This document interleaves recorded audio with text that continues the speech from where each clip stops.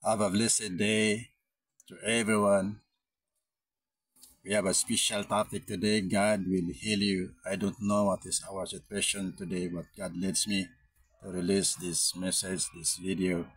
Kung kinsa man sa ato karon dinhi nag-tanaw, nag-view ano nga video, ay lagi scroll kung nakaigihabin nga balatian sa imong lawas karon. Siguro di ka mo-check up kay wala kay kabayad, pa-check up o di ka magpa-hospital kay wala kay kabayad sa pagpa-hospital. We have the great physicians. God is our great physician. He created us like His image and likeness. He cared for us. He loved us.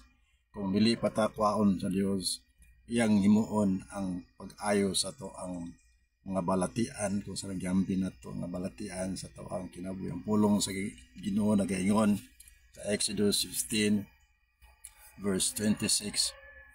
He said to his people, the nation of Israel, I am the God that healeth thee. Siya ang Ginoo, the great physicians. Maybe some people trusting medical doctor. Yes, we're not against of medical doctors. We believe the wisdom, the science. The science is given from the Lord. We believe that. Pero kung sa sitwasyon nga wala kay kapasikap, wala kay kagasto, so on, we have the great physicians. The great physicians, the Lord Jesus Christ is our healer.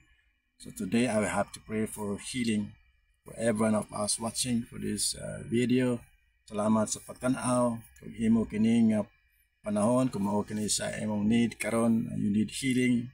Healing, awik ang imuhang spirito, awik imong physical. Kung yung panahon nga itong pangayoon diya sa Diyos, walay imposible diya sa Diyos. Diya sa tao, imposible. Diya sa Diyos, walay imposible. Masayaw ng Diyos on sa mga diferensya sa tao ang kinabuhi. Kung nilipat kwaon sa Ginoo, walay sakit nga dili ayhon sa Diyos, parang i-sustain niya, i-extend niya atong kinabuhi sa pagpuyo babaw sa yuta.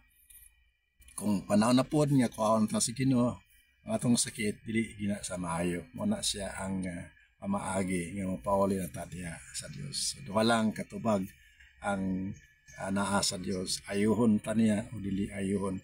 Ayuhon ta niya kay extend pa niya ang ato ang kinabuhi. Dili ta niya ayuhon tungod kay kwaon na ta niya. So pero kung we pray, we have to pray for healing, complete healing. Cancer ba na siya? Sa klase nga balatian, san gani si Lazaro, upat na kaadlaw sa lubnganan, gibanhaw ni Ginoong Hesus. Kaya siya ang tagiyas sa kinabuhi, siya po ang mukuha sa kinabuhi. So, muna ang Dios nga ato ang gialagaran. Walay imposible diya kaniya. Nabanhaw gani ang patay, kana pong gagmay nga balatian, na atong gihambin karon. Just trust God. I have to pray for healing this morning sa matag usak kanato. Kaya yung diya gani si Salmista David, I cried for help, Lord. Psalms 30 verse 2, I cried for help, O God, and you healed me. So today, let's cry out for help. And I pray right now, Father, in the name of Jesus, I pray, O God, by your virtue of healing power from your throne of praise.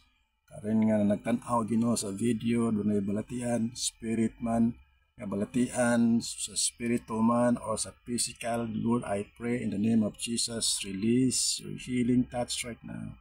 I release in the name of Jesus, in the name of Jesus. To those who are watching this video, this message of God, I pray in the name of the Lord Jesus Christ of Nazareth. Release your healing, of God. Release by faith, by your grace, Father God. Salamat, Lord, sa kayuhan. We give you the worship and the presence, adoration. In Jesus' mighty name. Thank you for watching, for our special message. God impressed me to release this message, a prayer for healing. Shalom. God bless everyone.